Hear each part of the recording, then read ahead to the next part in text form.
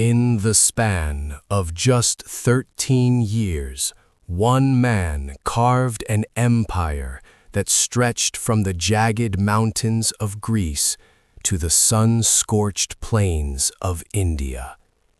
He was a king by 20, a conqueror by 22, and a god in his own mind before the end. His name echoes through history not just as a ruler, but as the absolute definition of conquest. To the west, he was Alexander the Great.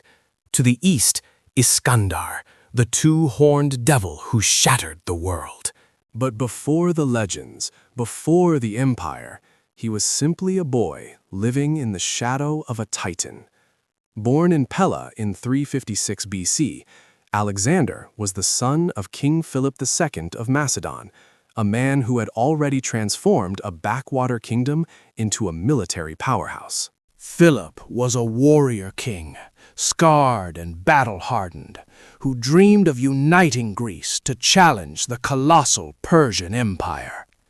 He taught Alexander that power wasn't given, it was taken with the spear and the shield. Yet, Alexander's mother, Olympias, whispered a different destiny into his ear. She told him he was not merely the son of Philip, but the son of Zeus himself, destined for glory far beyond the reach of mortal men. This duality defined him, the brutal pragmatism of his father and the divine ambition of his mother. It created a volatile mix of intellect and rage that would soon be tested by the most famous horse in history. The horse was Bucephalus, a massive black beast with a white star on its brow, so wild that no man could mount him. Philip was ready to discard the animal, but 12-year-old Alexander saw what the others missed. He noticed the horse was terrified of its own shadow. Gently, Alexander turned Bucephalus towards the sun, blinding the shadow, and in one fluid motion, he mounted the beast and tamed the untamable. Witnessing this, Philip wept with pride and said, "My boy, you must find a kingdom big enough for your ambitions. Macedon is too small for you." It was a prophecy that would haunt the world. To sharpen this raw potential, Philip hired the greatest mind of the age, Aristotle. For 3 years, the philosopher taught the prince logic, medicine, art, and the Iliad, which Alexander kept under his pillow alongside his dagger. But the classroom could not hold him forever.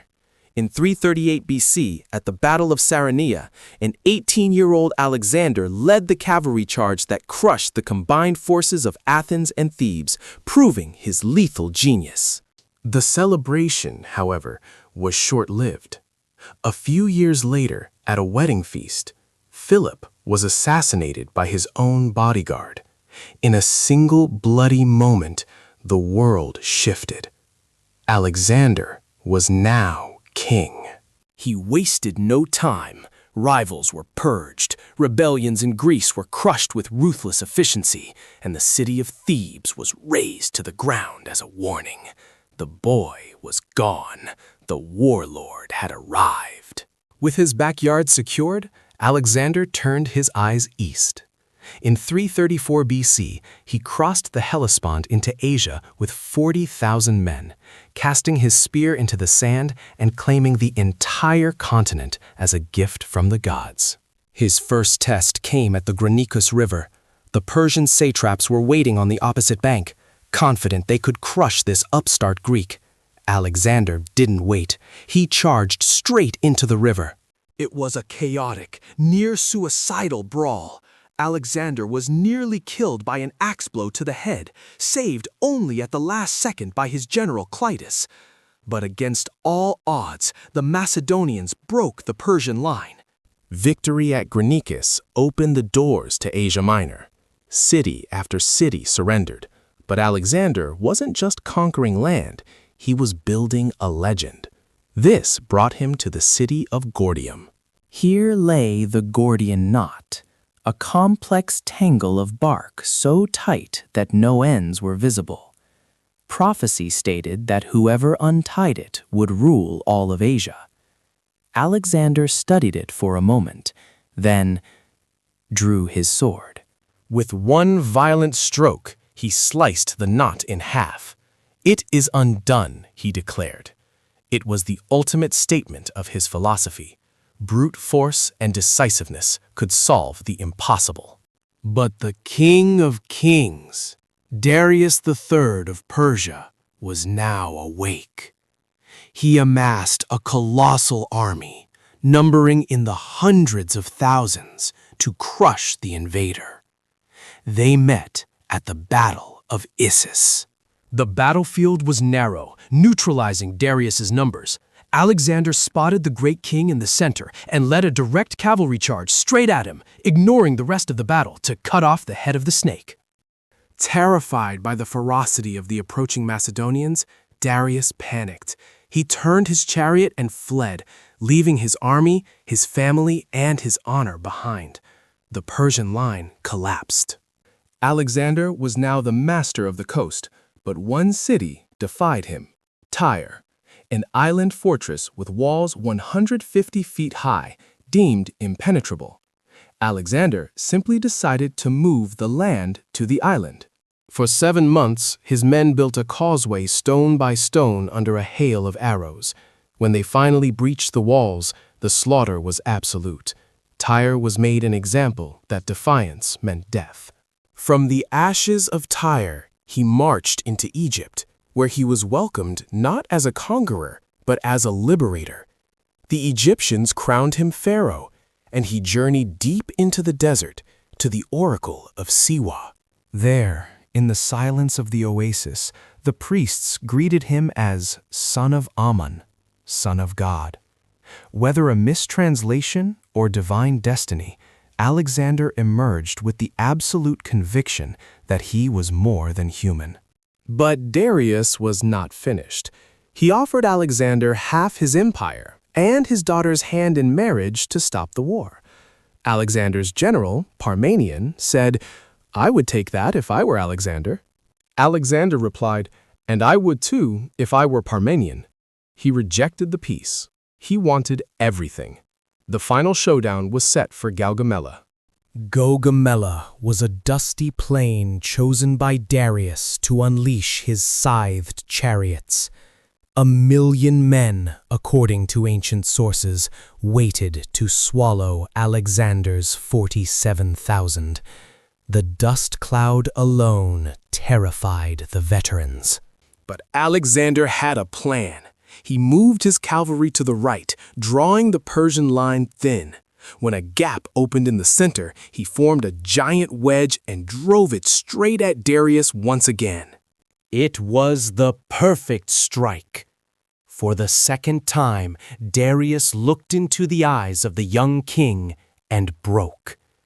The great king fled, and the Persian Empire collapsed into the dust of Gaugamela. Alexander marched into Babylon, then Susa, and finally Persepolis, the ceremonial capital of the world. The wealth he captured was so vast, it disrupted the economy of the entire Mediterranean. But in Persepolis, something dark took hold. During a drunken revelry, urged on by a courtesan, Alexander ordered the beautiful palace burned to the ground as revenge for the Persian burning of Athens. As the flames licked the night sky, Alexander reportedly watched with regret. It was a turning point. He was no longer just a Macedonian king. He was becoming an Oriental despot, and his men began to worry.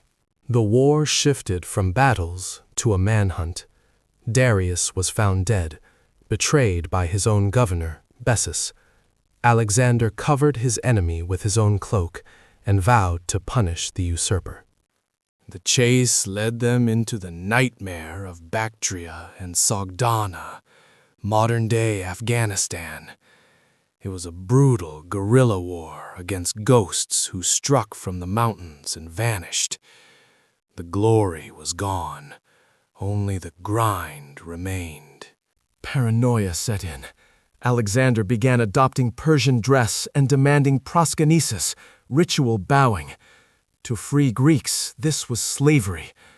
Tensions exploded when he killed Clytus, the man who saved him at Granicus, in a drunken rage. He wept for 3 days, but he did not stop. He pushed further east, into the unknown lands of India. Here he faced King Porus at the Battle of the Hydaspes, facing war elephants for the first time. It was his hardest victory. Bucephalus, his companion since childhood, died from his wounds.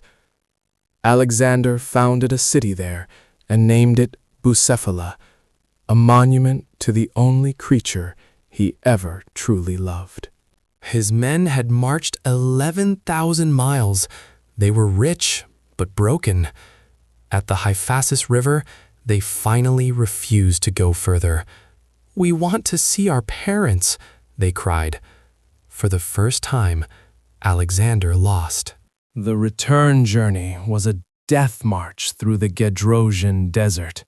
Thirst and heat killed more men than all the Persian armies combined. It was a punishment, or perhaps simply madness. He returned to Babylon, a changed man. His body was scarred, his spirit restless.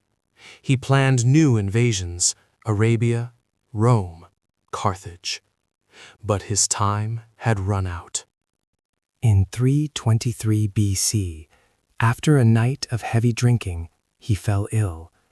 For days, the fever burned him away. As his generals gathered around his deathbed, they asked to whom he left his empire. With his final breath, he whispered, "To the strongest." These 3 words unleashed 40 years of war as his generals tore the world apart to claim his legacy.